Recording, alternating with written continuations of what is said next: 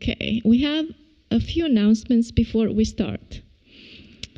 Please silence your cell phones so you can be fully present to the meditation and the talk. We invite you to join us for our weekly Tuesday events with Medicine Buddha practice at 6 p.m. and our public talk at 7 p.m. Next week, for our Tuesday evening talk, Geshe will continue speaking on the 37 practices of a bodhisattva. Wednesday evenings at 7 p.m., our venerable monks will conduct evening prayers for His Holiness the Dalai Lama's long life and other teachers' long life. On Thursdays at 4:30 p.m., our venerable monks will conduct the Protector Puja for smooth journeys, successive interviews, and medical treatments, and new businesses. Don't forget about our popular 5-class foundation series concludes May 16 with Refuge, Entering the Path of Inner Transformation. This one-day retreat via Zoom focuses on the significance of refuge, which is an entrance to the Buddhist practice. This series is a prerequisite for the intermediate series and other retreats. And we are thrilled to announce the upcoming book release of Engage Compassion by our founder and spiritual director, Geshe Lobsang Tenzin Negila, PhD, releasing May 12, 2026. On Sunday, May 17, Geshe-la will lead our 11 a.m. meditation and host a book signing afterwards. Pre-orders are available now through all major booksellers. Pre-ordering is a wonderful way to support the launch of the meaningful work. Info in the lobby. We are very pleased to announce a return visit with the nuns of Shravasti Abbey on May 7th to give an evening talk to our community before heading back home. Join visiting nuns Venerable Thupten Jamcho and Thupten Rinchen as they lead an exploration in empathic joy and equanimity. They will discuss how to move past the subtle biases of us versus them, and how to cultivate a joy that is not dependent on our own personal gains. This is an in-person only event. As a reminder, please do not park on the grass along the driveway. This is mostly for Sunday, so I'm going to skip it. Also, information on all those events can be found in the lobby and on our website at drepung.org. If you are interested in to volunteer, please reach out to one of us and let us know. If you are interested in becoming a member to support our ongoing programs and take advantage of benefits like discounts on courses and retreats, applications are available in the library. You can also register online. There is a donation box near the entrance to this room, and your generous support helps us, everyone, continue to offer programs and services like this to our Atlanta community and to those around the world through our online platforms. Now, please stand as we invite our resident teacher, Venerable Geshe Pendela, to come in for this evening's talk. Enjoy and thank you.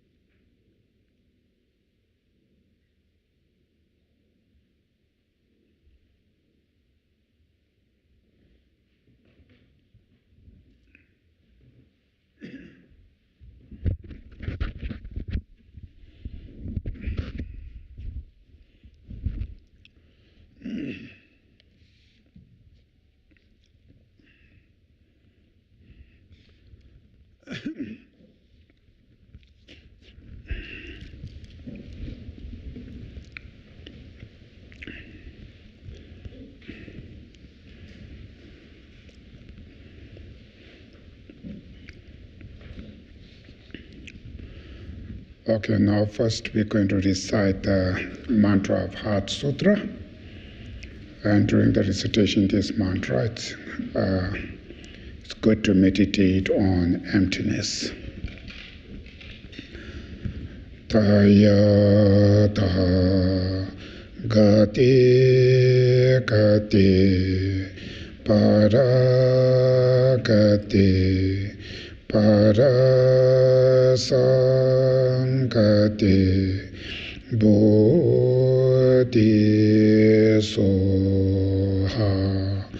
tayata gati gati paragati parasangati bodhisoha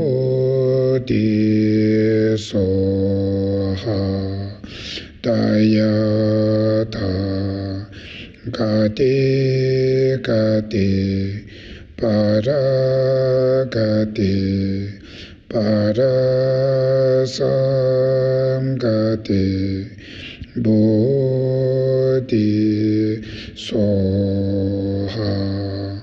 tayata gati gati paragati parasangati bodhisoha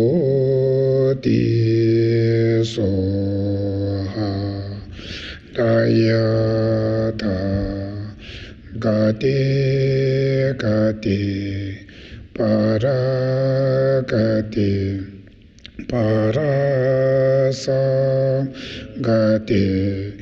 bodhisoha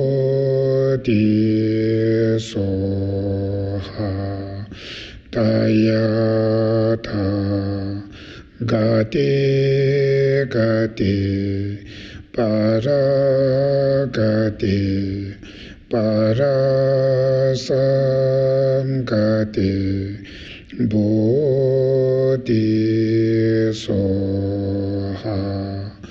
tayata gati gati paragati parasangati bodhisoha.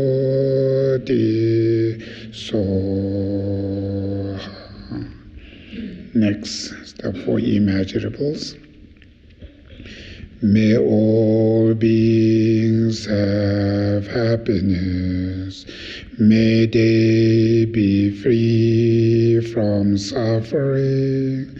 May they find a joy that has never known suffering. May they be free from attachments and hatred. May all beings have happiness. May they be free from suffering. May they find a joy that has never known suffering. May they be free from attachments and hatred. May all beings have happiness. May they be free from suffering. May they find a joy that has never known suffering. May they be free from attachments and hatred. Next mandala offering. Oi sai shi pi ki choi shi ai me to Tama ri rava li shi ni ande ke pa ti sanje shi to me te Waye Joye Kuye Nama Dai Shin La Chuye Pa Sho Idam Guru Ratna Mendala Kamniya Tayami.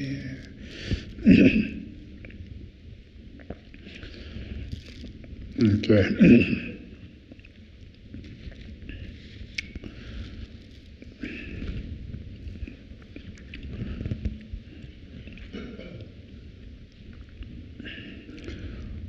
So now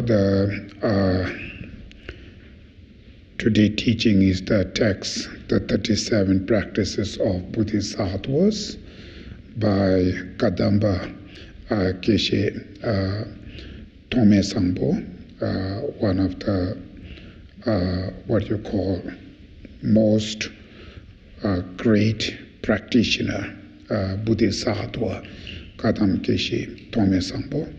So he's teaching 37 practices of Bodhisattvas, which is one of the most important texts. This text actually for the Lam Rim practitioner is talking about all the Lam Rim practices into 37 points of the practice, put into 37 different practices.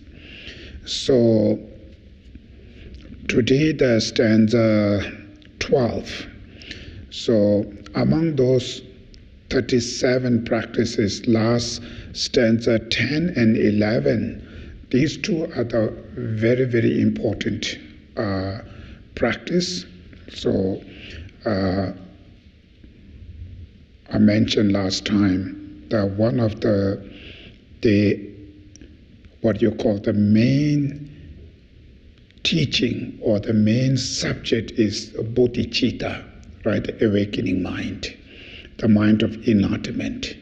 So in order to generate bodhicitta, there are two different lineages, right? One is from Maitreya lineage, called the lineage of extensive deed, which that lineage cultivate bodhicitta through 6 courses, right? So it's also called sevenfold quite essential instructions course in effect. 6 are courses and the 7th bodhicitta, right? That stanza 10. So stanza 11, they're talking about another lineage, so called the lineage of profound view, which is from Buddha to Manjushri, Manjushri to Nagarjuna, and Shantideva specific. So their lineage of cultivating bodhicitta through exchanging, equalizing and exchanging self in others, right? Instruction. So that's stanza 11. So these two stanzas is really important. You need to really study hard and think and meditate. Through those two different lineage practice, you can finally able to cultivate bodhicitta, right? Which is the one of the essence of the Mahayana practice. So without bodhicitta, there's no way to achieve enlightenment, Buddhahood. So having bodhicitta is the one of the best kind of the tool, the equipments can able to achieve bodhicitta. So it's kind of the Buddhahood. So the bodhicitta is like a vehicle. We're going to take you to the enlightenment Buddhahood. And bodhicitta is the mind which tremendous help us to overcome our self-centered attitude, which is one of the main causes of our destructive emotions, anger, attachment, jealousy, arrogance, and so forth. So one of the causes is self-centered. So the bodhicitta is the one of the most powerful practice can able to overcome this self-centered attitude. That is why this practice, bodhicitta, is really, really important, powerful, practice. Soon as when you achieve the bodhicitta, your minds will always remain very calm, very peaceful, right? So not only make oneself very peace and happy, calm mind, also the people who lives with you, they also, received that kind of peaceful environments. The members, the family members, whoever living with you, they can also, experience that joy and calmness. It is saying in the ancient, when those practitioners remain in rural jungle or forest, even during this meditation with the bodhicitta, even the wild animals around there are quite violent, wild animals. Even those animals, who are close to that meditator can feel much calmer. Even animal can remain more peaceful, much more calm, and what you call remain more gentle. That's the power of this bodhicitta. It's a really, really important practice. That's why these two stanza 10 and 11, really, really important. It's very, very important. So today, stanza 12. So rest of most of those stanza after there, so most of those stanza now they're talking about the mind training, which is called Lojong in Tibetan, is the mind training. So the mind training practice, there in Tibetan Buddhism, they have many texts about the mind training. Very popular, which is called 8 verses of mind training, right? I've been a number of times I give teaching on these 8 verses, mind training in the previous few years, number of times. So this is a very, very good practice. It's just only 8 verses, but really powerful. Then 7 points of mind training, also very popular.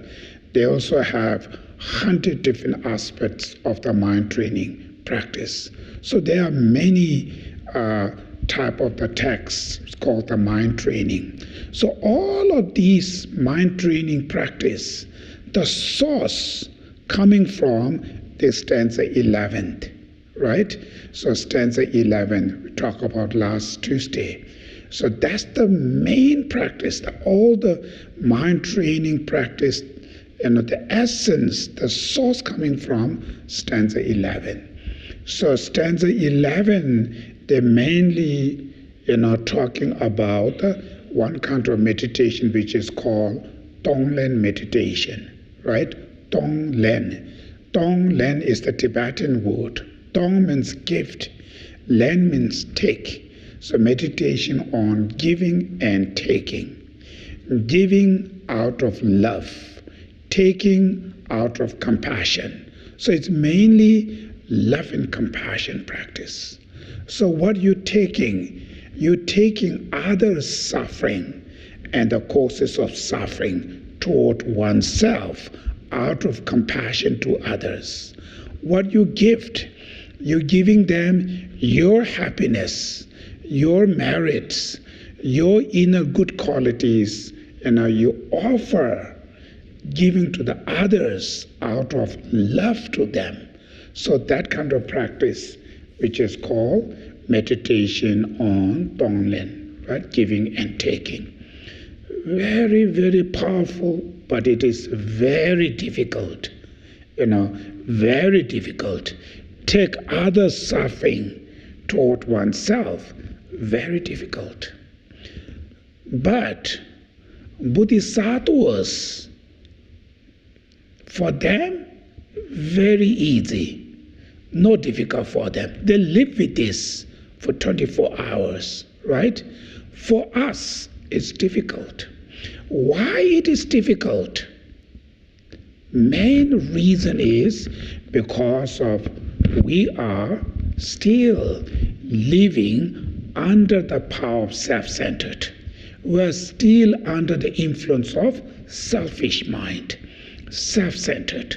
So why it makes us difficult? Because of your self-centered attitude. Your selfish mind makes that difficult to take other suffering into oneself, right? Because of your self-centered. So I mentioned last time, if you really feel it is impossible, it is very difficult to take other suffering into me, when you feel that way, that means it's very clear. You have very strong self-centered attitude, right? When you have disease, there's a symptom. So what kind of symptom? You have a very hard, difficult to take other suffering into oneself. That's the symptom of disease. What? Self-centered attitude. The disease is there. That's why. Why bodhisattvas have no problem? Because they are free from self-centered, right? Self-centered attitude. They're free from that. So they don't have self-centered. So because of not having self-centered, their mind is always concerns others' well-being, always thinking about others. So when your mind is 100% thinking about other, for you, because of that, you don't have fear, don't have worry, don't have depression, anxiety. All of this mental pain, mainly coming from where? Because we have very strong self-centered. Me, right? Me, then my, right? Me and my makes all those mental issues. Fear, worry, loneliness, anxiety, depression, all of them because of that. So when you free from self-centered, all of this mental issue, the pain, it's gone. It's free. No any mental pain. That's why Buddhas and Bodhisattvas, why they call their very peaceful, very happy life. That doesn't mean they live with a luxury life. Many Bodhisattvas, when you look at their lifestyle, very poor, like a homeless, right? They live in, when you look at in the example, Indian master, Telopa, Naropa, like those master, it's like a beggar, right? Remain beside the river Ganges, right? Just there like a nothing, just sits close to the river Ganges. And it's like a beggar, homeless, right? And Tibetan master, the Milarepa, it's like nothing. They don't have anything. But why they have so much peace, happy, nothing, any mental pain? Why? Because of this bodhicitta, right? Who are the free from self-centered attitudes. So therefore, they have no any mental pains. Physically, lots of challenge, remain that. But external challenge, struggle, not going to affect mental at all. Ordinary beings, when we have little struggle into external things, how much it disturbs our mind? Fear, worry, right? And what you call stress, depression, anxiety, all kind of mental pain. When we remain in this Samsara, things change, your family lives change, or your business will change. So when the things are changing, how much it creates you, right? Mentally, worry, fear, anxiety, constantly. So why we have this? Why those people who has much more difficult than our life externally, they are more challenging. Even they do not have house, right? They don't have money to buy. So everything's challenge. But why they live very much peace and happy, right? So it doesn't mean they are taking all the alcohol or what you call these drugs. It doesn't mean that. Why they have this very peaceful, calm. Even these things are very challenging. But person who live with this challenging have nothing issue, nothing effect to the mentally, very relaxed, calm. So all of them, because of their mind, is free from the self-centered attitude. So that is why ancient, like a Buddha himself, after many Indian masters, right? Nagarjuna, Chantakirti, right? Maitreya, or Arya Asanga, all of these masters, they research, they experiment through their understanding. One of the fundamental causes of our mental pain is self-centered, right? Self-centered attitude. That's the one of the chronic disease which majority sentient beings suffer by this chronic disease for eons and eons of life, not just only one life. Right? We beings suffer. We are the victim of this self-centered attitude for whole our life. So those masters, through the experiment, through the research, they found it, the root poison, where they're coming from. Why these mental issues, pain, lots of destructive emotion, right? Where they're coming from. So one of the causes, self-centered. So their research, how should we cure this self-centered attitude? What kind of medicine to cure that self-centered, right?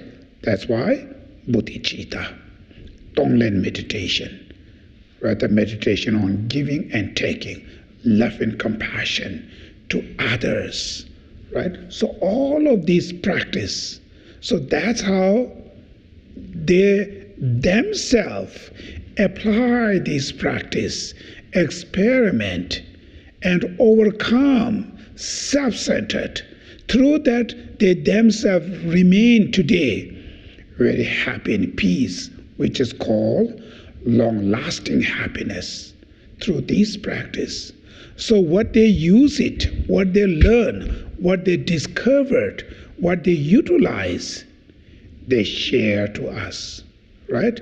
From master to masters. So first, Buddha. Then he taught each of his disciples, right? Till today. So these teachings remain there. So now yourself are very fortunate to find this practice, to engaging with this practice, to able to hear this practice, able to study, able to meditate. These are also very rare. To connect to the Dharma is not easy. It's very, very difficult. Imagine in this planet, around almost 8 billion human beings remaining there. How many people can able to hear about these teachings, right? How many people has interest to learn this? How many people can able to meditate? you can count it, right, among the 8 human beings. So 8 billion human beings, right? 1 person, 2 person even. That's how it is. Within the Buddhist, even the millions of Buddhists there, but within the Buddhists, how many people can really able to hear this, able to practice? Very little, very little. So that is why these dharma are very rare, and it's very difficult to find it. And not only that, each individual has very difficult to understand about this. And that is why, not knowing this, so they do not have that much interest. That's why they do not know. That's why they cannot able to practice. Therefore, their whole life remain with the self-centered, right? That's why this chronic disease is still with us, and it comes with us for life after life, and always torturing us. So therefore, it is very important to overcome this self-centered, selfish mind. So therefore, to do that, bodhicitta is the one of the powerful antidote attitude towards this self-centered, nothing else, right? So that is why when you consider yourself as a Mahayana practitioner, really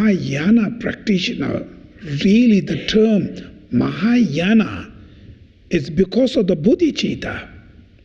So bodhicitta, Maha means great, Yana means vehicle, great thinker, right? Means thinking about entire beings. That kind of mind, it's not easy. Without compassion to others, bodhicitta impossible. Without bodhicitta, Mahayana is impossible, right? Mahayana, becoming Mahayana Dharma is not about the Dharma itself, it's the practitioner. If the practitioner practice whatever you practice out of bodhicitta, when you practice it, it's become Mahayana practice. Without bodhicitta, whatever you do, it's not becoming Mahayana practice, right? So we have a Vajrayana. So Vajrayana is based on Mahayana. So without bodhicitta, even you do the Vajrayana practice, whatever you mantra, whatever you do, even it's not becoming Mahayana practice at all. Not becoming Mahayana, that means Vajrayana, impossible, right? There is no way. But we ourselves consider, I'm doing practice this, I'm doing this.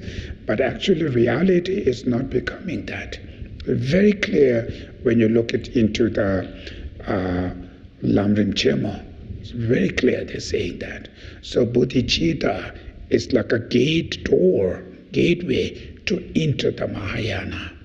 Taking refuge, the Buddha Dhamma Sangha is the gateway to enter the Buddhism, to become a Buddhist, to becoming Buddhist practice, Buddha Dharma, taking refuge out of refuge, right? So to becoming Mahayana out of bodhicitta, right? To become Lam Rim, or the path to the liberation, renunciation. So without renunciation, then it's not becoming causes of liberation. So that is why bodhicitta is the one of the very, very important practice. A really powerful, it really change your life, when you achieve that. So that's why stanza 10 and 11 are the two should study, think more, and meditate again and again. That's very important. So now, in order to protect your compassion, your love, your bodhicitta, because during the meditation, you meditate Maybe it's okay, I can meditate love, compassion, Tonglen meditation, bodhicitta.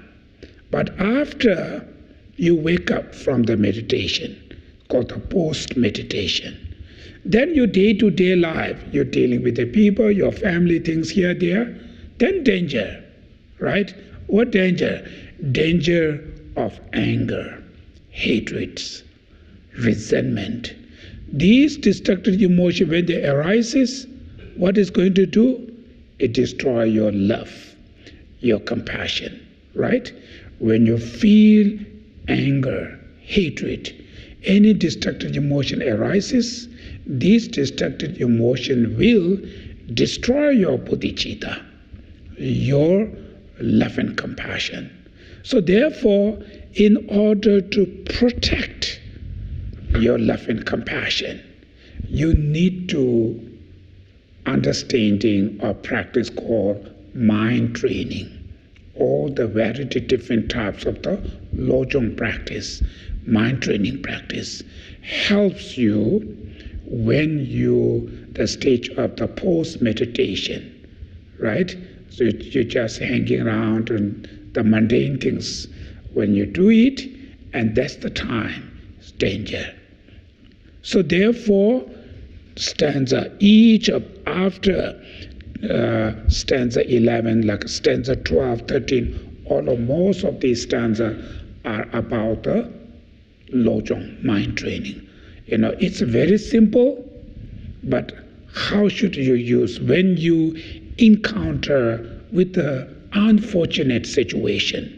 For instance, somebody take advantages from you, somebody hurts you, right? Somebody blames you, somebody put rumors about you. So how can you still protect your love and compassion? How can you, stay away from your anger, from your hatred, other destructive emotions, right? That's called the Lojong, mind training.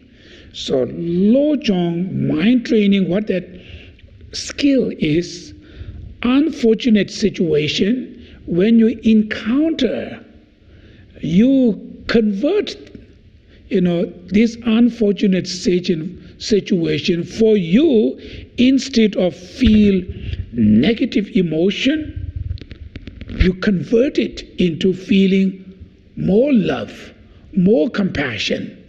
That's called training, mind training. So your unfortunate situation becoming the path of enlightenment, path of fortunate. So that your mind need to learn that. So that means when our mind engage with any situation, you cannot change that situation, it's already there. But for you, when you interpret, right, when you interpret that, in situation, instead of unfortunate, you can interpret into fortunate situation, make fortunated. So that when you treat it, when you change it, instead of feeling negative, you can feel more positive way. Another word is when you look from this angle, it's very unfortunate. But that situation is already there. Nothing to change. It's already occurred, right? Here. But what you can change, look from different angle. That's your hand. Right? That's nothing to do with them. Situation may be very much involved with the other people. Maybe a number of those unfortunate situations is for you out of your control, right? But for you, when you take that situation or when you look at this situation, instead of unfortunate, you can looking from different aspect, fortunate situation. That you can look at. That's the mental. Now, which way you see, right? Which way you see based on which way you look. So that's 100% in your hand. Nothing to do with them, right? That kind of skill, we learn that called Lojong, mind training. some of those situations very difficult when you read this. Bodhisattvas can do it, but the ordinary for us, very difficult. But when we cannot able to do these things, but we look this, we learn that, and we feel tremendous, what you call, respect to the bodhisattvas, who doing this practice. So we seeing them as our inspiration, role model. Even this time, I cannot able to do that, but these masters doing right now, so I sincerely feel rejoice for them. So that rejoicing helps you to encourage you. Right? For instance, professional soccer player, right? Professional soccer player, they can do this ball, everything's, the ball, they can play with so many things. The ordinary people, we cannot do these things. It's like impossible for us, right? But those, what you call the professionals, they've been practiced for years and years. So for them, it's very easy, right? For us, it's like impossible. But you look them, how they're doing, each time when you see, you feel so much impressed, you feel so much rejoice, right? That rejoicing helps to oneself to encourage, to learn these things. So that's why those sport players, they always have role models, right? They put their pictures. Like a monk, we have Buddhas and all the Bodhisattvas, we put their pictures, their statues, we worshiping them, they are like our role model, right? But the people who are in whole life in the sport, right? The professional sport play, for them, these professional players, so they have their statues or their pictures or whatever into their rooms, and they are the inspiration. They're like worshipping to them. What they're eating, what they're wearing, what they're doing. If they put one earring in here, next day they will going to put earring there. If they make one hole in there, next time they put the hole there. When they put tattoo, something that they would put, because that's their role model, the inspiration, to inspiring them. Why? Because they're always looking, their action, how they're playing, how they're learning, all of these qualities. So they're seeing that again and again. That makes them so much inspiration, to inspire them to able to do themselves like this guy, right? Exactly that same way. Number of these mind training here, the practice comes here. First, as ordinary people like us, it looks like this is impossible, right? But why they put this here? Because of same we can understanding those Buddhas and Bodhisattvas, they have this quality. They're doing this practice. They live with this practice themselves. So you're seeing how powerful the minds they have, how strong compassion, love they have towards others. So that inspiring to us. Even we cannot do it, but that inspiration help us to learn this again and again. Then future, we can able to do that, right? That's how we should think. So these mind training practice are really, really tough, But all this difficult for us because we never ever practice these things. That's why difficult for us.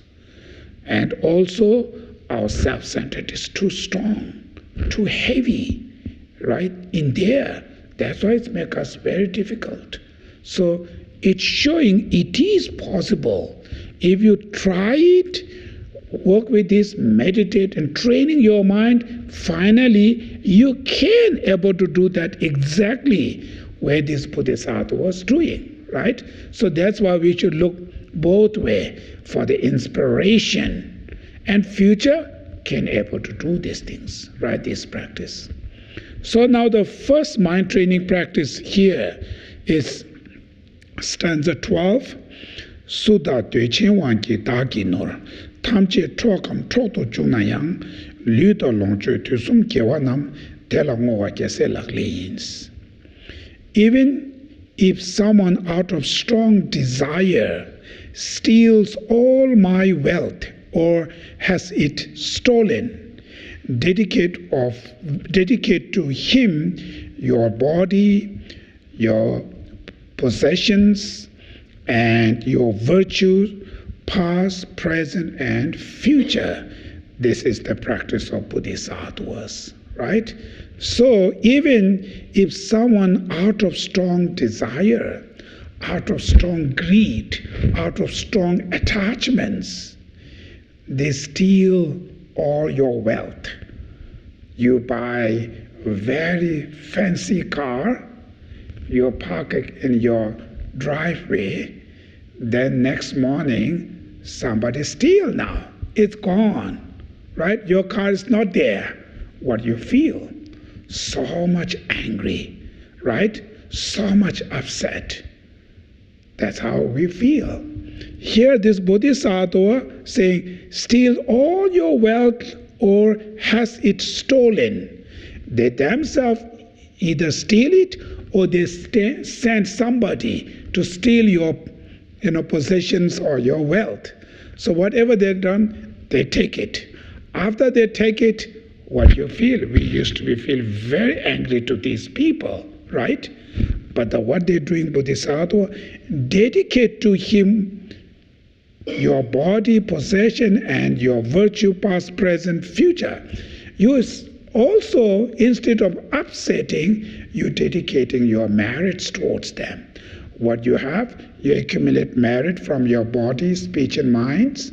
All those merit, past, present, future, that you have right now, right? That merit, nobody can steal because they steal everything. So you don't have anything to gift, right? They steal all your wealth and possessions and everything.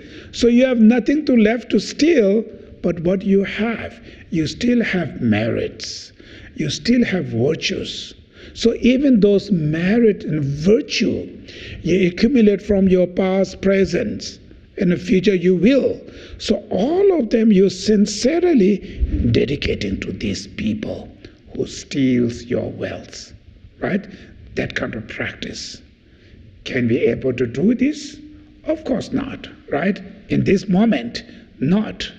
Now these people, Buddha and those bodhisattvas, these people, they're doing this, is very normal for them. This always.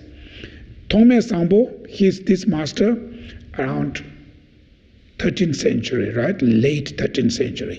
Geshe Togme Zangpo, one time, he went to the village and he teach the Dharma. And after finish this teaching, number of sponsors, they offer him foods or anything they offer, right? He took this offering and he was traveling back to his monastery. On the way to the road, there are thieves waiting there, right? Thieves. So they steal everything. What they call, not only thief, what is you call? They are robber, right? Robbers.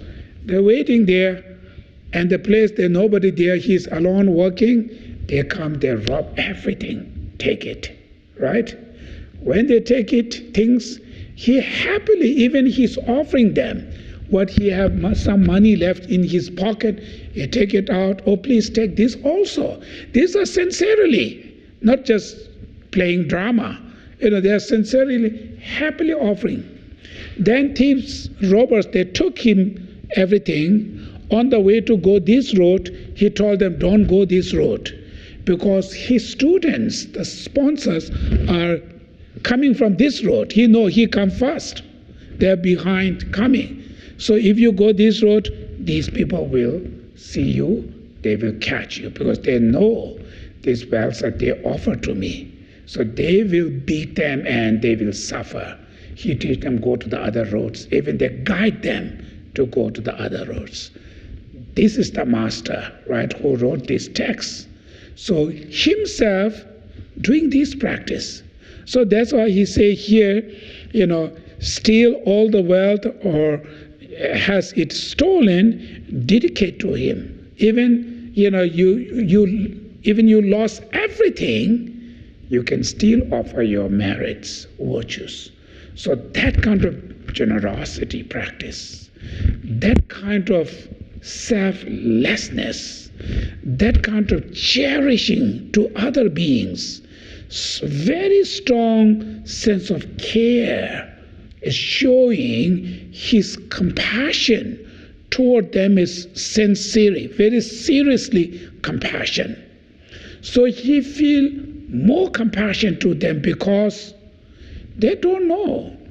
They are ignorant. They think I can take it this, but as a Buddhist who understanding law of karma, right?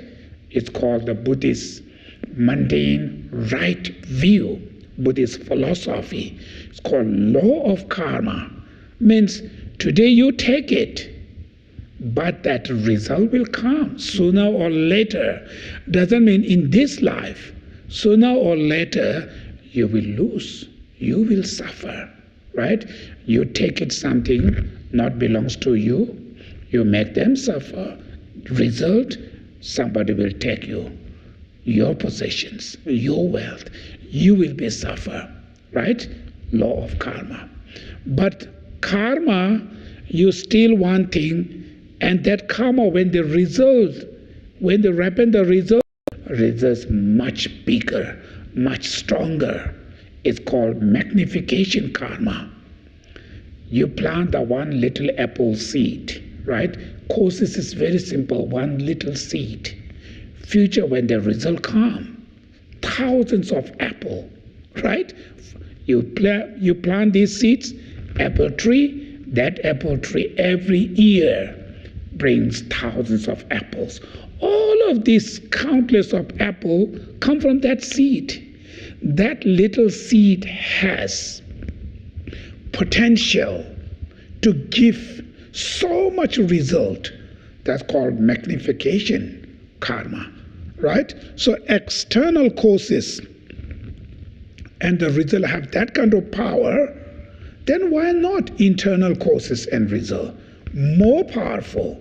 So one little karma can create them eons of life of suffering. So he really feel so much compassion to them. So sincerely, even their merit and virtues dedicate to them, future they will suffer, right? So that's why you dedicate them. So instead of feeling angry, all kind of negative thoughts, for him, this is opportunity to apply his practice, right? He stay in the cave meditating, right? Meditate about the compassion to them. Don't learn meditation. Now the actual started there, right? So the real war is there now. Now he get opportunity to utilize what he meditated, he used, apply that. So that kind of opportunity, those people give him this opportunity to utilize, to apply the practice of giving and taking, right? Practice of giving and taking. Give all your merits, whatever you have. Take other suffering, ripen it to you. That kind of meditation, the Tonglen meditation, he had done these things when in his life, when real situation comes, he feels this is the best opportunity to apply this practice. In the cave, you're just meditating, not able to do. Now, because of those people, you can able to utilize this. So he feel more appreciate to them, right? So through that reason, instead of feel angry, feel upset, he feel more joy to them. So for him, he looked completely different angle. This situation for the ordinary people, this is very unfortunate situation, this is a very bad situation, all kind of things. And after finish that, suffering, pain, angry, all kind of things. The Bodhisattva look completely different angle. Right? When you look from the different angle, for you, this is the fortunate situation. Because of this situation, he apply his practice of generosity, practice of compassion, practice of love. After finish, he feel much happy, much joy, right? Other people, normal people, after finish, so much upset, so much suffering, right? Things gone. Doesn't matter you suffer, you shouting to them, or you appreciate to them, things gone. It's not coming back. It's gone. But those bodhisattva, after this situation finish, they're very happy. Peace, right? That's their benefit. Peace, happiness. For the future, more virtues, more merits, more beneficial, right? That's how each of those mind training. It's difficult, but from the psychology perspective, huge benefit. They are really smart. That's why they're saying bodhisattvas and Buddhas are really, really smart people. Very smart. They really knows happiness, how to achieve that happiness. We other people are really stupid. We really want to live happy. But we suffer. We make our own suffering. So ordinary people in that kind of situation today, right? Somebody's stealing, all kind of things. We suffer. And we accumulate more negative karma because we're angry, we're shouting them, and we're thinking them all negative way.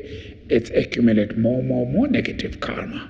At the present moment, you have fear, you suffer, future, for the long time suffering, then upon there you accumulate more negative karma for future more suffering. So we don't know. All of this mistake, where they're coming from? Self-centered attitude. That's why. So bodhisattvas, at the moment when they, people are come to taking your things, he's happily giving them. Upon there, his own thing, giving them with the respect, guiding them, don't go this way, you should go this way.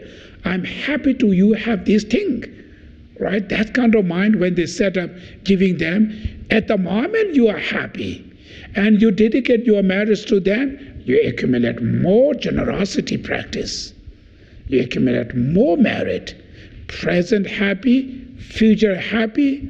After those robbers, maybe really feel appreciate to this guy, right, who's showing this path, or they are really, if they are really human beings, deep of their heart, they really feel some kind of tremendous faith, respect to this person, how much they have love to those people. They can feel this. Future, they become his friends, right? If they're real human beings. So we, after that, we become big enemy. That whole life turn into enemies with that robbers, right? So that's the look at how much benefit he received. The ordinary people, how much we lost, right? So much we lost. So that's called, this practice called transforming loss into the path, right? This practice stanza. The name of this stanza is called transforming your loss into the path, fortunate path to enlightenment. So Shanti Devas, the guide of Bodhisattva way of life, I think patient chapter, one of his stanzas is very beautiful. He says, finally he used the logic.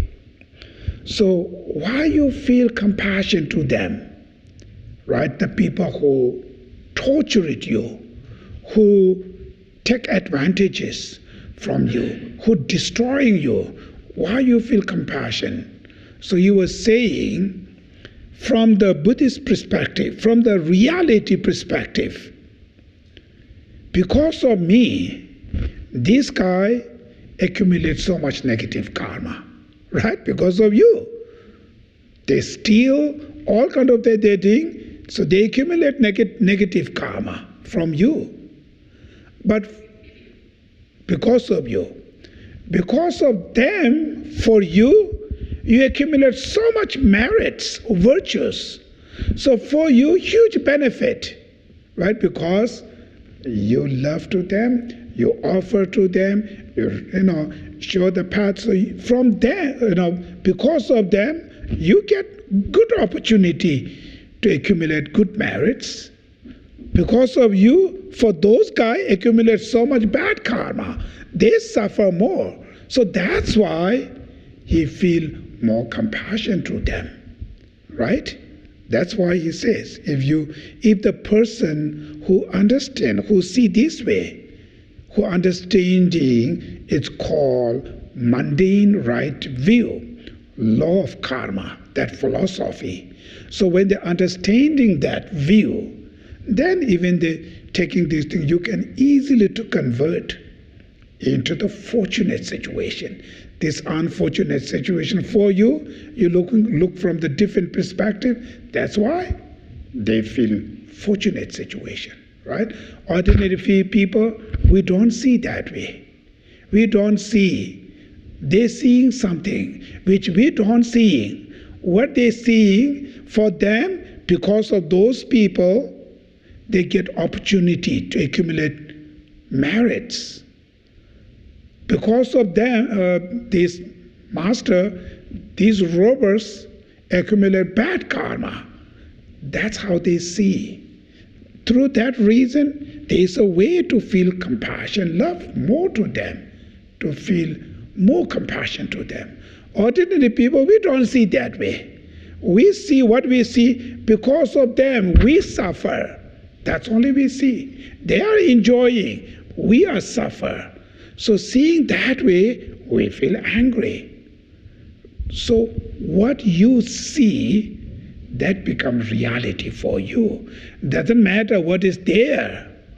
It is mainly what you seeing is the reality for you. Therefore, you need to learn what you see is based on where you look. If you look from this perspective, you will see that.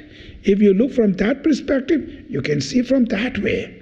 So therefore, in order to understanding, in order to able to look from this perspective, where the Bodhisattvas, we need to learn first.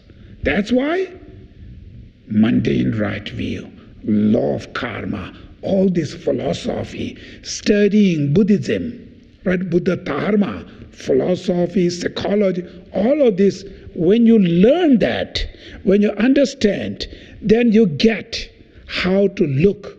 This situation, how should we look? You get this skill, and you can able to see that, you can able to look that. Sometime you learn it, but you didn't practice. So you hearing, but you do not practice. That's why you don't have conviction, belief on that. When you do not have that conviction, belief, you cannot able to see from there. You cannot able to look. Even you try to look it, you will not seeing this. Looking, even you try to look, you don't see that. But that is why what you learn, you practice. Practicing means, for instance, when you study philosophy, it's not only they say, this is that, just believe it. Not. Philosophy always comes with the logic, right? So the logic If you study more, logic helps you to able to understand perfectly yourself, not just believing. So when you understand, then you can get that skill, able to see these things. Many things ordinary people not seeing, the practitioners, bodhisattvas, can see many things which we don't see today because of lack of this wisdom, lack of experience. That's why we're learning this. Practicing mind training, all of this is future we can able to see that way. We can able to see. So even finally when you're able to get this skill, even you're living in the samsara, very unfortunate realms, bodhisattvas, they are like heaven. Feel tremendous happy, peace, because they know how to look at this way. Right?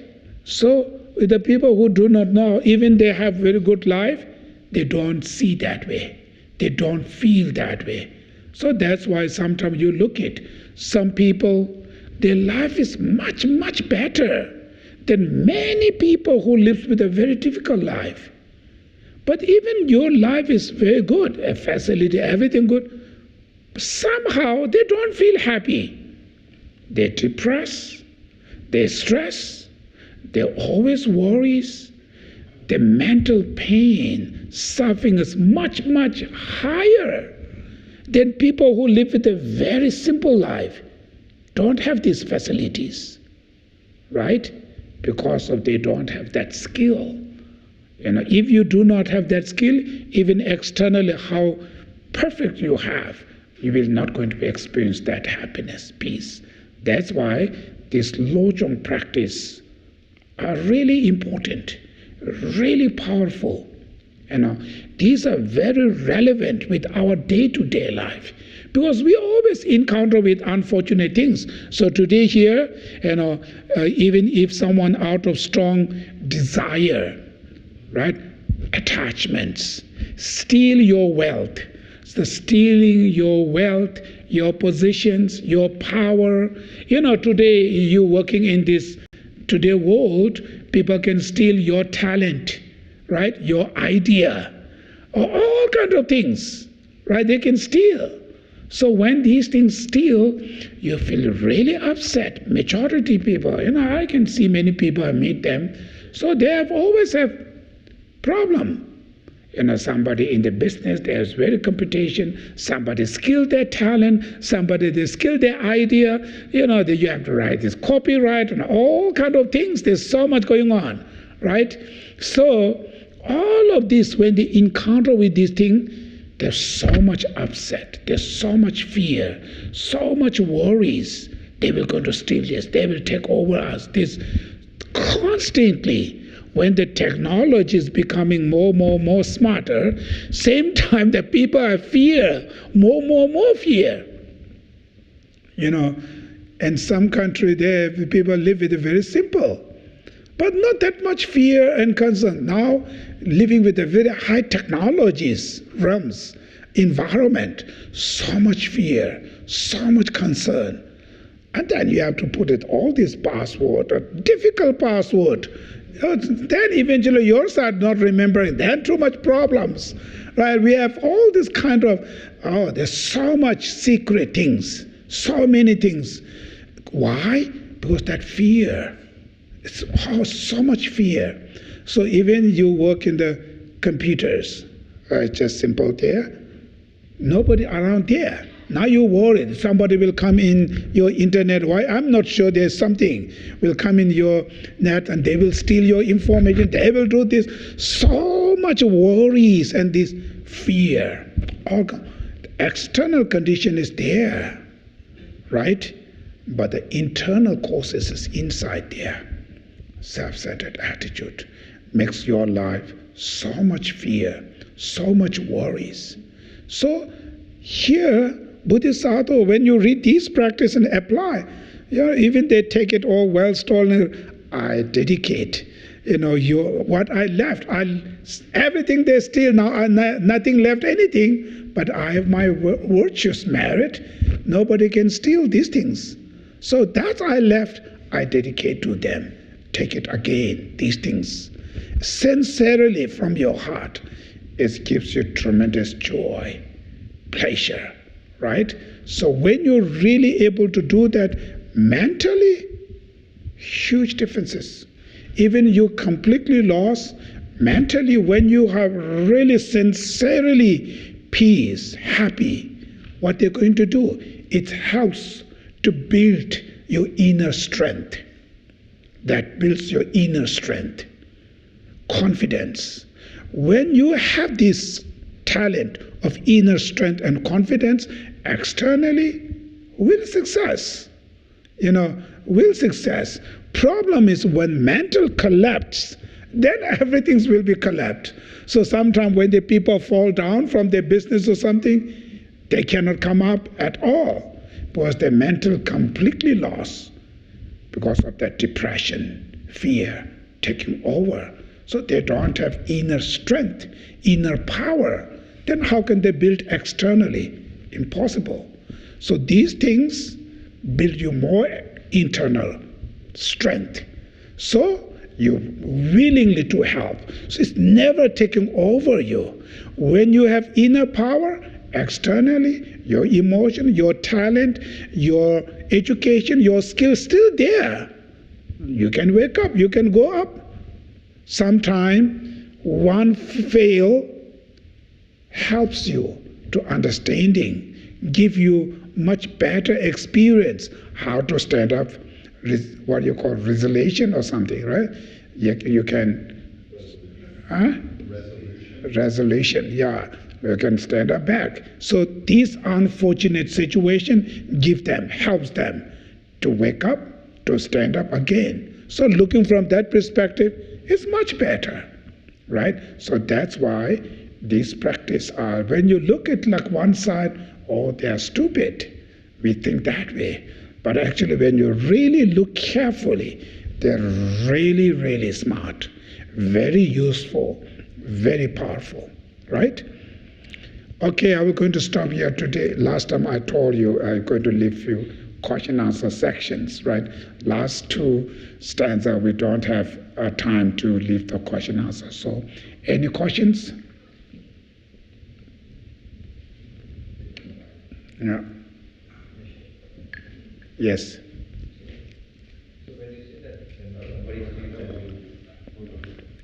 Yeah. Oh, yeah. They have people on the YouTube, or there's many things they can hear this. Thank you.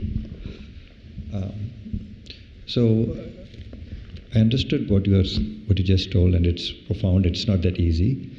On the other side, from the person, I'm thinking compassionately from the other side of the person who's stealing, right? Now, when they say take it and encourage, is it not like encouraging them to do the bad karma? Take it then. Yeah, if you tell them to take it and do it and make them go, not having to understand that's wrong, is it not, one way I see what you're saying from the perspective, but is it also not actually we are cause for allowing that to happen, and they are encouraging to do that? Oh, I could do that, and they'll go to another monk and say, oh, I can do that again. So that's a dilemma. Yes, that's very good question, actually. There's the two way to think about.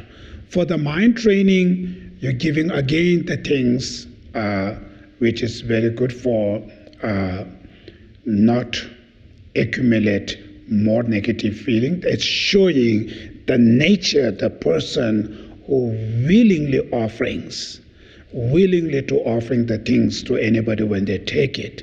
So from his side, when he look at that perspective, when he say, take it from that way, it's not from the stealing way, because he's now giving them.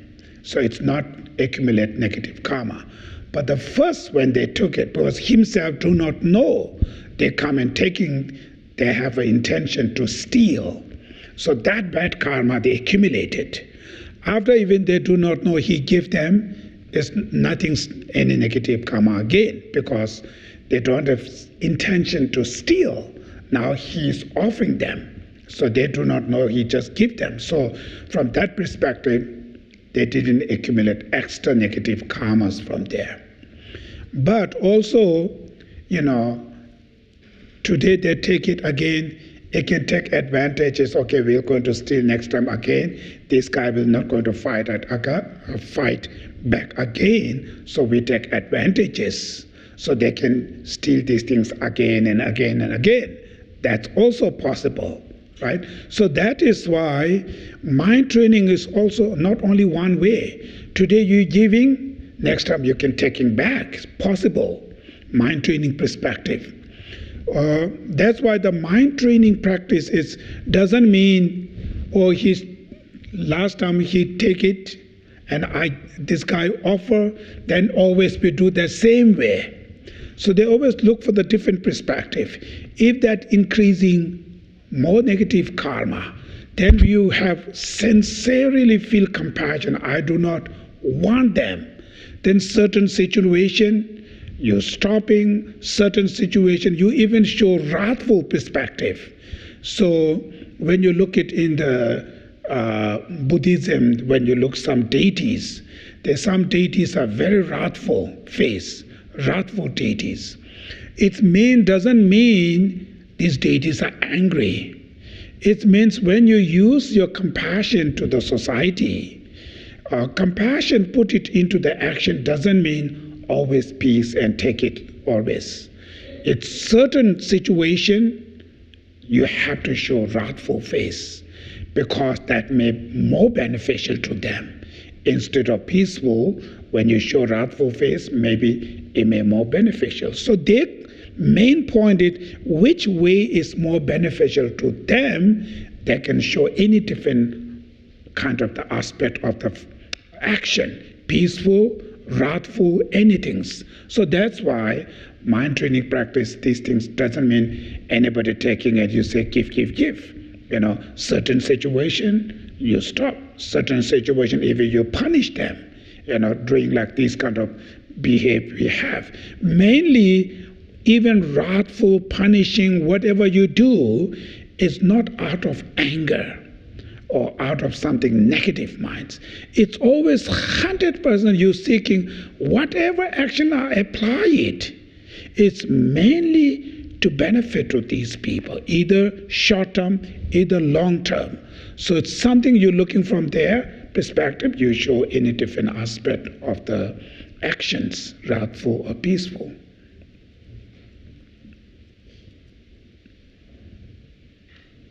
Questions? No? Okay, go ahead. Thank you, Geshe, for taking my question. In physics, there's a formula. It says every action has an equal and opposite reaction, equal in magnitude and opposite in direction. So if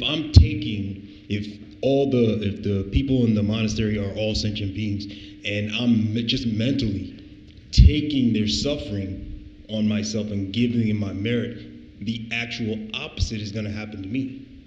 So I'm going to receive, actually my suffering is going to be taken away as the manifestation of that action, and so on. So even though I'm taking suffering onto myself, the physics of it is that my suffering is then going to be removed.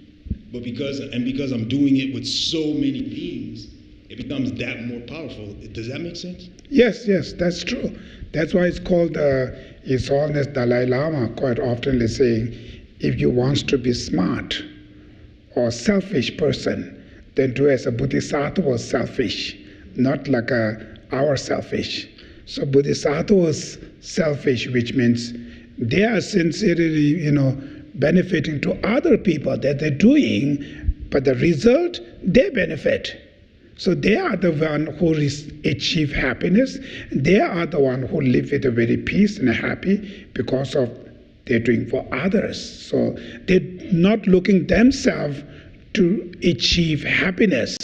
They're sincerely looking for others, but their reaction when they acted result themselves happy. So that's called is honestly saying, if you want to do selfish, do smart, like a bodhisattva was selfish. Yeah, that's how it is.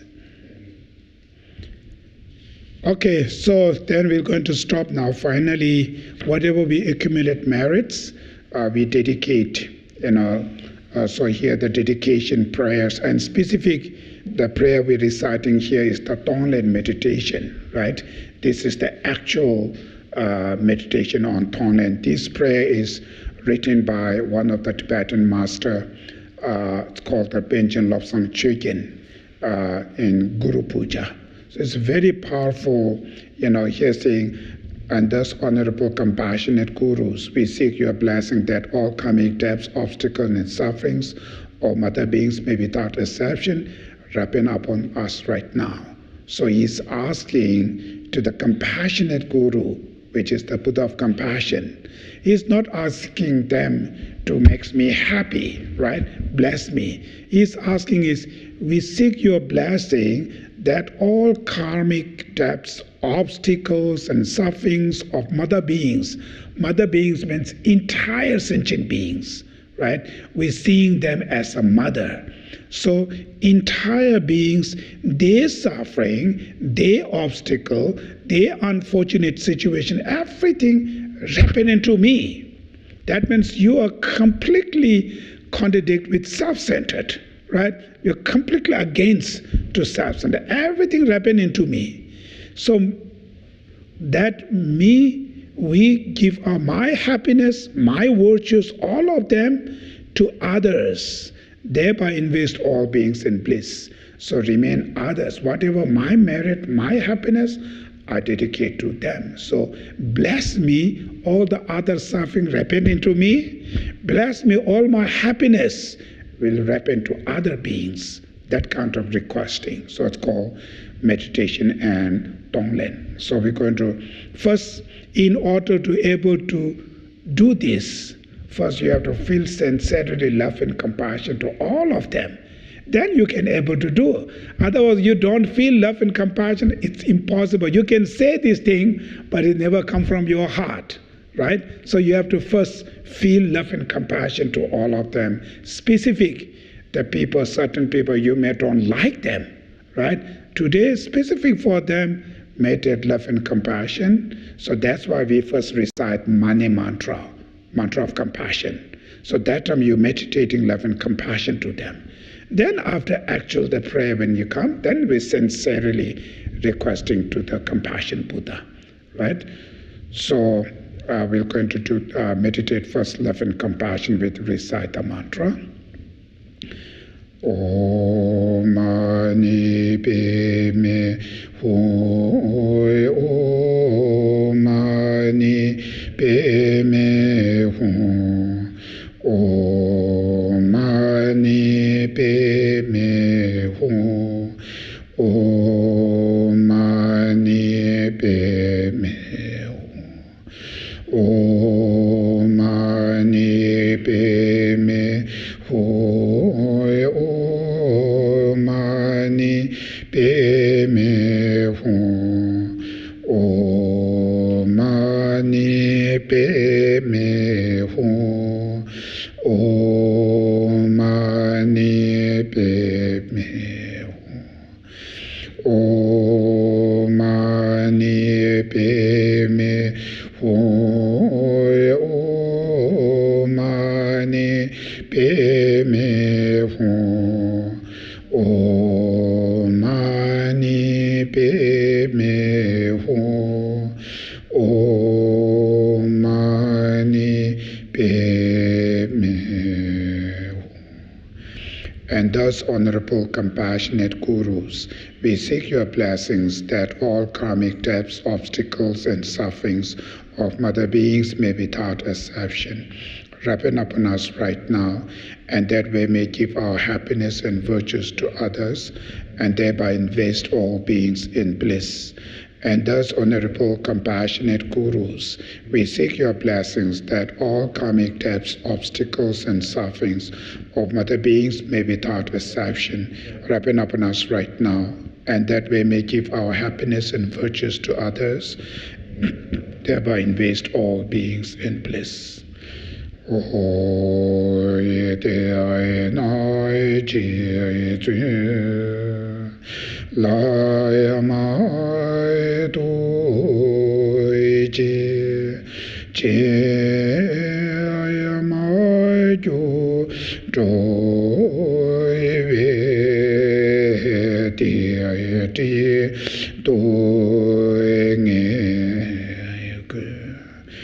Ma lui ta da la mi pa ta da ji te Geshe la ta wa ye Joy Kuyin De Ta De Embara Jinji Lo Joy Kuyin De Ta De Embara Jinji Chanjo Semcho Rinpoche Mache Pa Nam Che Juji Jeba Nyamba Mepa Yang Kone Kongdo Pewa Sho. May the precious and sublime bodhicitta not yet born be born, and that which has been born not decline, but increase forever.